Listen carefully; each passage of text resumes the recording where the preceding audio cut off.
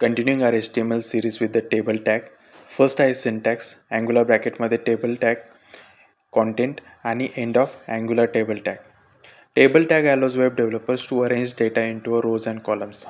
Table tag web डेव्हलपर्सला मदत करतो. कशासाठी? डेटा अरेंज करण्यासाठी. कोणत्या फॉर्मॅटमध्ये? Rows and columns. Table tag consist of the table cells inside rows and columns.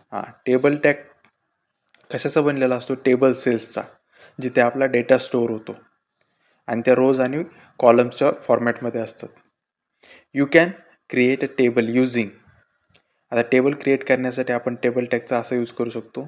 Starting tag table tag, between this आपला content असणार आहे. आपल्याला रोज पाहिजे, कॉलम्स पाहिजे आणि एंड ऑफ टेबल टॅग. त्यानंतर आहे टेबल रो. सिंटॅक्स आहे अँग्युलर ब्रॅकेटमध्ये TR, बिटवीन दिस आपला कॉन्टेंट असणार आणि एंड ऑफ TR टॅग.